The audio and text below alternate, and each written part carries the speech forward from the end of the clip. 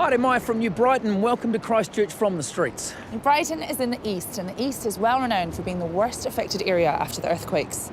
This week we're checking in on Christchurch's children and young people to see how they're doing 3 years on from the quakes. South New Brighton School, nestled peacefully between the ocean and the estuary.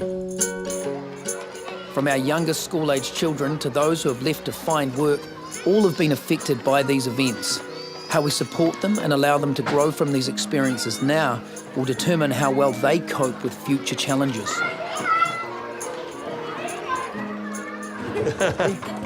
You got bronchitis, John? Yes, I have. Yeah. Yeah, that's no good. Poor old headmaster. The very first earthquake in 2010 actually hit our area quite severely. Around here, it's probably the houses closest to the waterways that have suffered more. Bexley, okay, that was reclaimed land there. That was just absolutely devastated. I don't think there's not a house that's going to survive. A lot of families have been displaced. This is the community hall which we shared. It's actually built partly on our property. If this had happened even probably 3 minutes later, there would have been kids underneath us.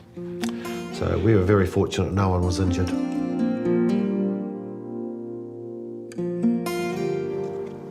We were the first to open, I think, in this area. You had to be proactive with these sorts of things, and I must admit I didn't wait to ask the minister if I could do certain things. I just got on with them. All right, every class in the office has an emergency kit here. So within this, my one's a little bit different to the classes, but they've got all the information about their contact details for all their students. Well, outside every block of the classroom too, there's a large wheelie bin, and in that it's got all of the emergency stuff that might be needed. One thing that we have got that the others haven't got are the life jackets. In case of an emergency tsunami. Is that like a big problem or? Oh, not really. No. You don't really think about it. It just happens. There won't even be a big one. If any tsunami happened, there'll be flooding and we'll be standing on our roofs.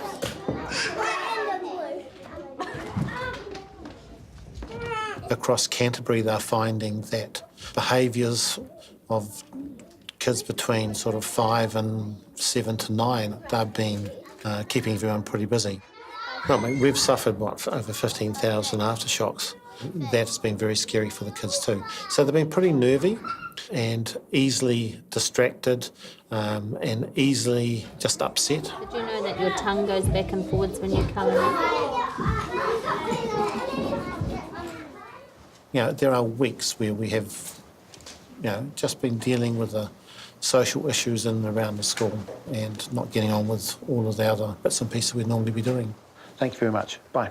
Yesterday would be a sort of a normal type of day, I guess. I got here just before 8.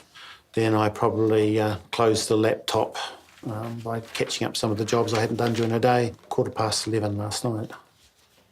And that's a fairly typical day at the moment. Oh, I'm pretty exhausted, absolutely. I think probably this year has been the hardest of my career.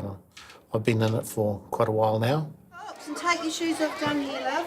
Education is still the main purpose here, but there have been a lot of other things we've brought into the school to support the community.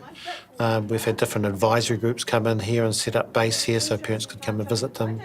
We've had counsellors in here and available for families to come and visit.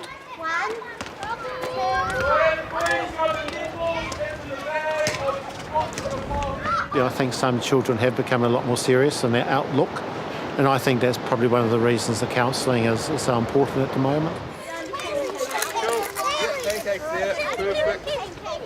Thank you. Hello, how do you do? Hi, this is Riley. G'day, Riley. And Janice. Janice. How are you? I'm very good. Riley was a pretty special sort of character to us. He was the very last person left at school after the January earthquakes. February, sorry, yes. What time did you turn up? About 10 o'clock at school? Yep. And PM.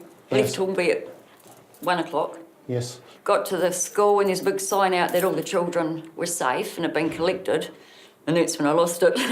Yeah, I got a wee bit of counselling because we started up this thing about life jackets and all that, and if there's a tsunami and all that. And me and my mum and my family weren't really keen about it. But then once we went to the councillor and that, we sort of spoke about that was just a thing that they brought in, didn't they? Yeah. Yeah. And if there was a tsunami, it's not going to happen in 10 minutes. No, it's just going to happen in like 14 hours or something. And you wanted to come back and see your friends. And is counselling a successful tool for you guys? Yes, it has been. The students have got wonderful relationships with the counsellor that comes in here, and I believe it's making quite a difference to them. Yeah, I'm getting interested in stuff like Twin Towers and Titanic and just forgetting all about the earthquakes. Basically the saying is keep calm and carry on, so...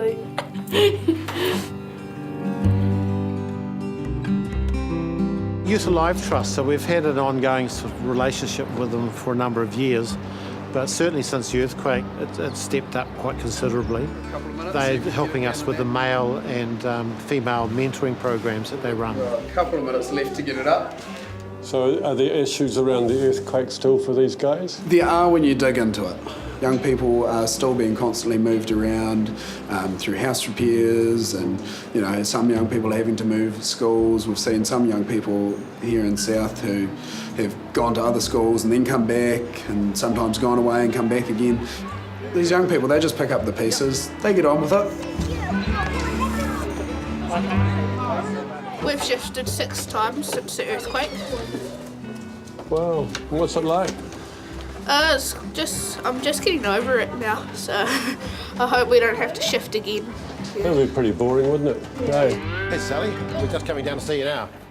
We're hoping things are going to improve with young people. That it can be a roller coaster ride. Certain things may work one week and they don't work the next week.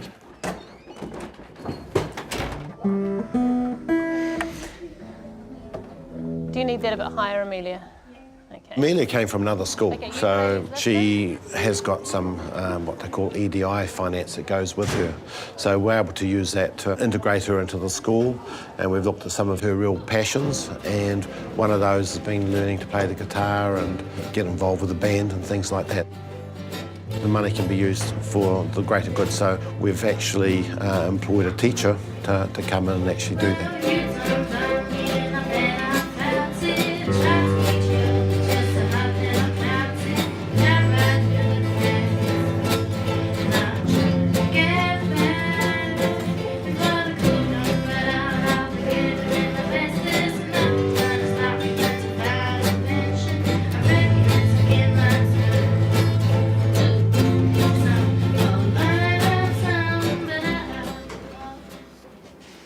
Our house fell down, and then we moved to Maireho, went to the school there. Earthquakes made damage to that school, and then I had to move to the school. To be honest, the last day we were there, everyone was crying because the school meant so much to us that we didn't want to leave. And Pretty hard experience.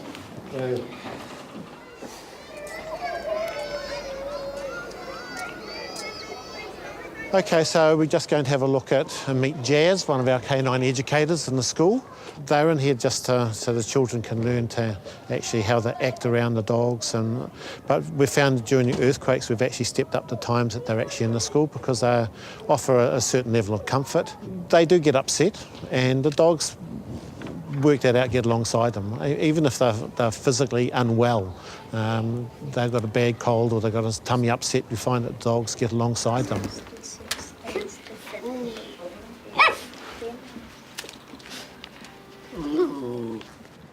I'm not aware of any other schools that have a canine educator program within the school. Who are we going to meet here? We're going to meet Finn. So Finn the dog. He's called Finn the dog because we actually had a boy in here called Finn the boy.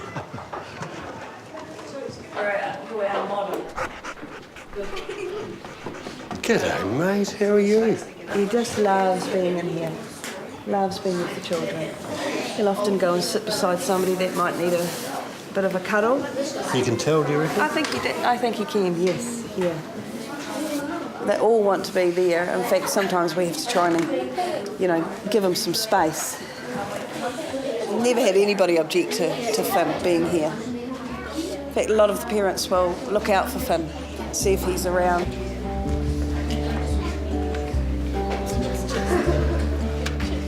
I mean, we talk about, the kids becoming a lot more resilient, and I think there's an aspect of truth in that.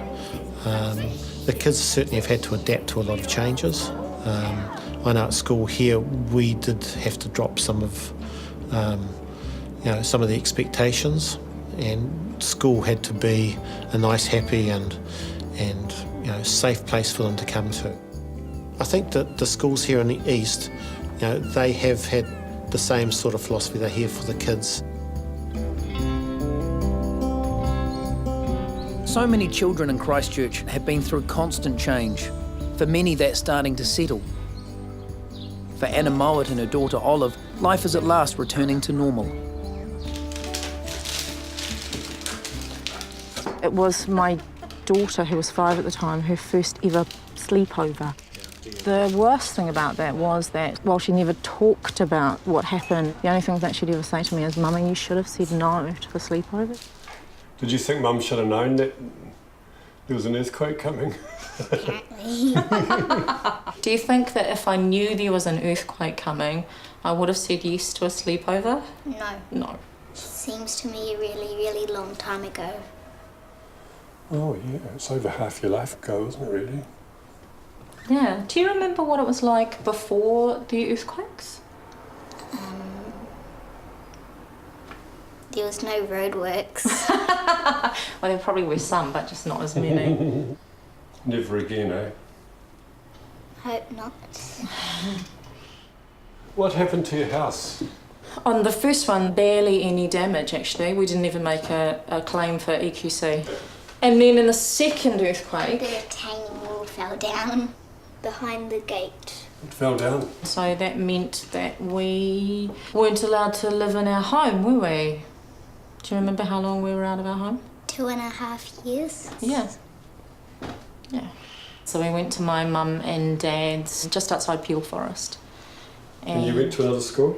Yeah. And my granddad drove the school bus. So it wasn't all bad. Was it? No. Did your class change much when you got back to Littleton? There was new people that I didn't know. Mm-hmm.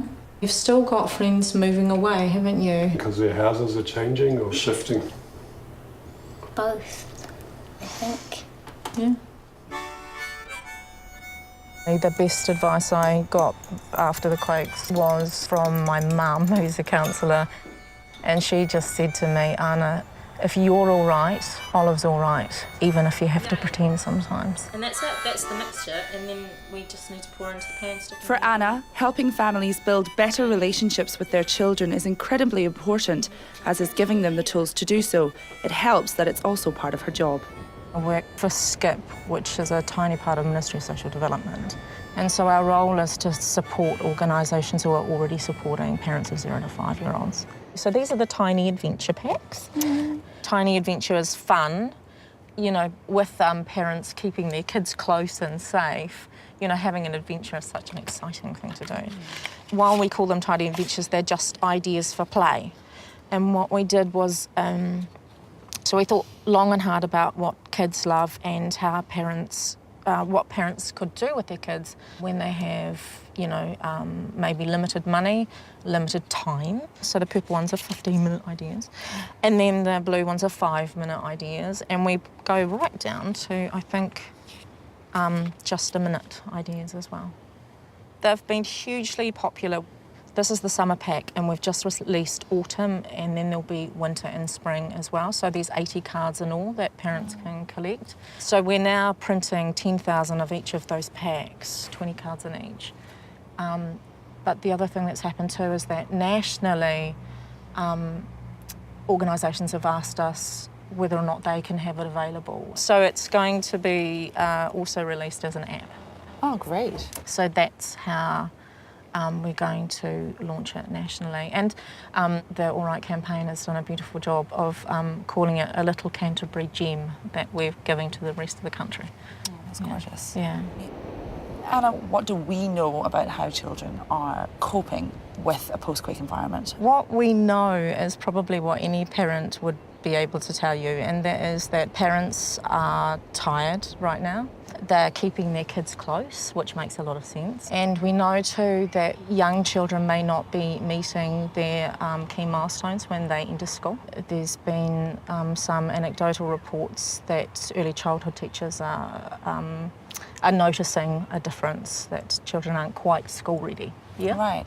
Children they're more inclined to want to be around home. They're not as keen and eager to get into a learning environment. I'm not sure. I wonder, I mean, this is surmising, but I wonder whether or not it comes out of we as parents not being as focused on our kids, not having as much one-on-one time with them. I guess the thing is that we have to be careful not to see our children as victims of the earthquakes. And, you know, if we think about it as a continuum, we could view our children as victims of this earthquakes and see them in that light. Or we could see them just like Auckland and Wellington parents and adults see their children there.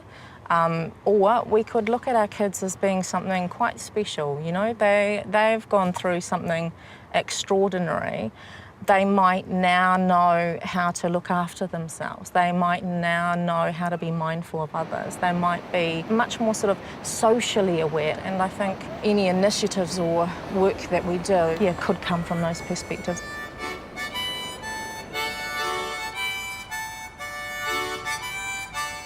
For some young people, reaching the age of 16 means that they're now entirely left on their own to face the world.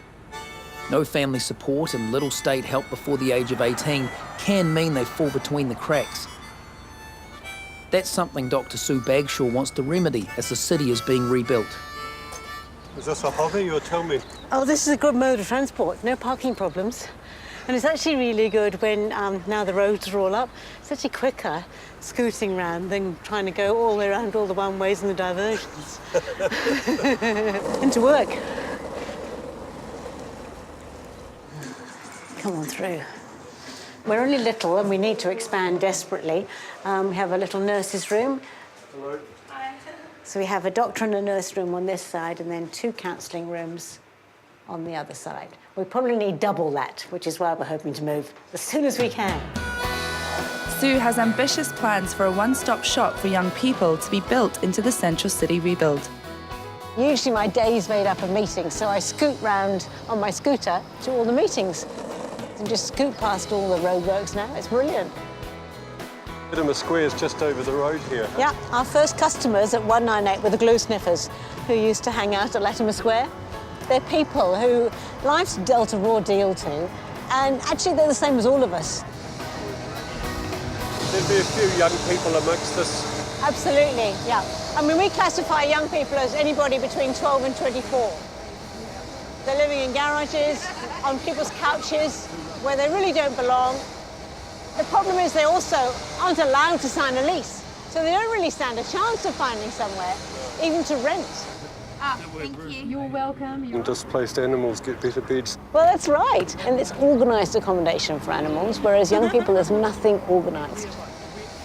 And you want to change this? Absolutely. We've been campaigning for youth housing for 20 years now. This is nothing new, but the earthquakes have really made it much, much worse. This is Well Street. The government would like to use it for social housing and affordable housing, but it's open to mixed use. And I believe our project is a mixed-use project which will perfectly fill the government's design for it. Towards the back is a 40-bed unit with services underneath, fully insulated, so the power bills and maintenance is all really low. The 298 Youth Health Centre would have a mentoring service, an employment service. This is leg-up housing, so that you can then use this safe accommodation to go and find a job, get some training, and learn how to budget and take care of yourself. You know, we're sick of being an ambulance. We've got to start actually saying young people have a say in who they are, what they do, and how they do it. And we're here to support them and help them fly.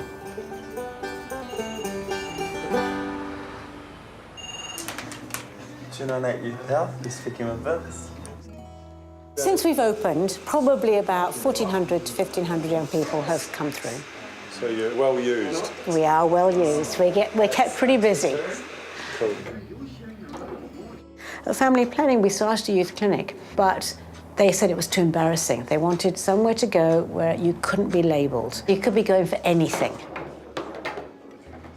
including help with getting jobs, housing, income, training, that kind of stuff.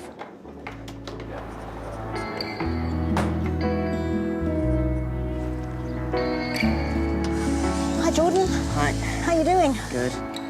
So, Jordan had a whole load of issues, and one of the biggest ones we had to overcome was trying to get him some income, and he didn't have a birth certificate, so it was really going right back to basics. I was left with $100 and the clothes on my back from my mum, so I had to literally start from scratch with nothing, and I came here for looking for help, and they've done nothing but that. A lot of times young people come in and they've been pretty badly treated along the way, and it's now an opportunity to say, OK, I've been done to, but from here on in, I can actually make my own life. It's helped. It's been like at least a good 2 weeks since I've last self-harmed. I no longer carry my blade around with me anymore. It's been 3 days since I've done that. Cool. Well done. That's awesome. Thanks. So life's on the up, eh? Yeah, it's finally looking good because with my financial, they said that the money goes in today, actually. Excellent. So you had can quite pay a your day. sister back a bit. Yeah. Great, that's awesome. So that's a government support you're going to get today? Yep. If we can add in housing as well, then it'll be even better, because then people like Jordan don't have to live on the street. So we're just talking about the youth payments. Sue knows that she has some convincing to do, so she's rounded up her team and they're off to Sarah, to Roger Sutton no less, to explain their plans. Money management, because it manages their bills. Right. Are you nervous? I'm really raring to go. It's great. Youth are on the bottom of the list. In fact, the council admitted to us they do not have a youth housing strategy. So now's the time. Sue, thanks. Hi, Sue. Good to meet you again. Right, we've got a meeting room down here. Come down. Sorry, we don't have that much space here. Space is at a premium everywhere in the city. We know. It's been hard for 20 years, but it's even worse now. How many beds are we looking at here? I'm going 100, 140. The idea is it's not permanent. Yeah. It's emergency transition. The people live there for 6, 9, 12 months and then they find some other... That's the point. And that's the worthiness, really, of having not just the housing but also the services around, so they can get that assistance that they need. And other young people can get it too, who've got other places to live. And what we'd like is some land within 5 to 10 minutes walk of the bus exchange, so that it's easy for transport coming from all parts of the city. We were even thinking about Wells Street, because that's going to be acquired by government, and that would be an ideal site.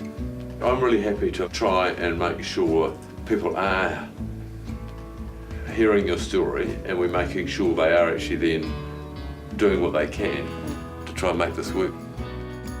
How are you feeling after it? Predictable, but I think the nice thing is that Roger can actually start to now facilitate a meeting with the higher-ups in the social housing unit. And having his advocacy made well. I think that'll be really, really helpful.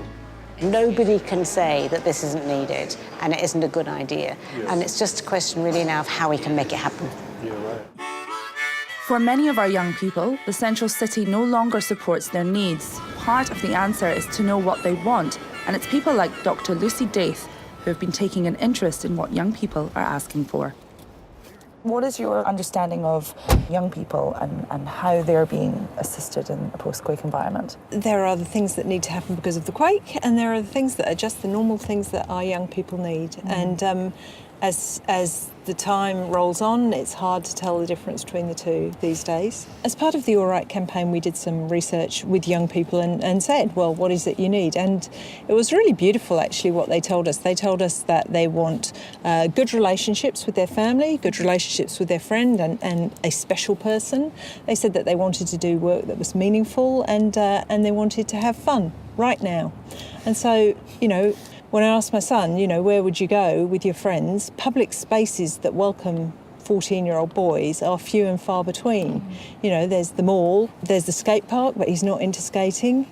In the summer there's more places, but in winter there are very few where he could go without having a serious amount of money. Well, interestingly enough, from the All Right research, young people told us they told us that they wanted their parents to be more present.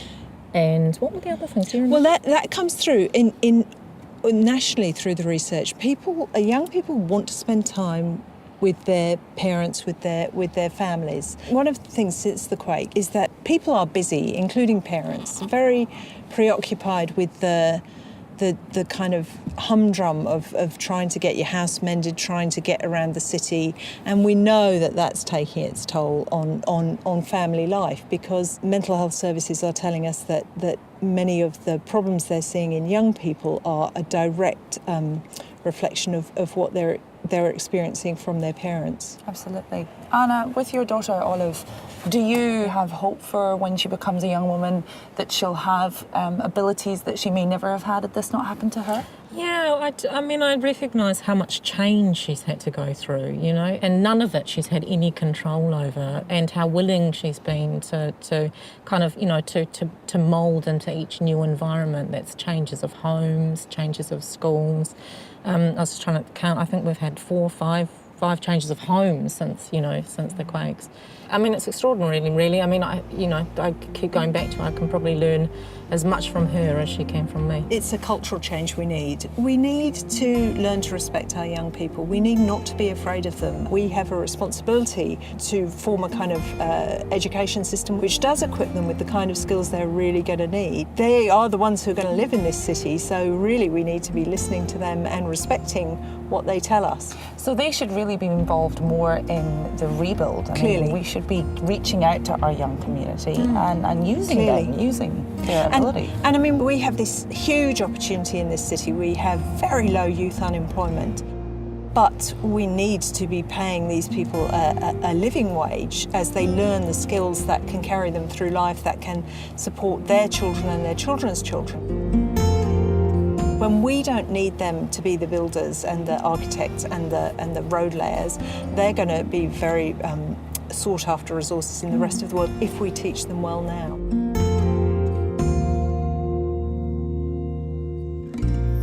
Thanks, New Zealand On Air.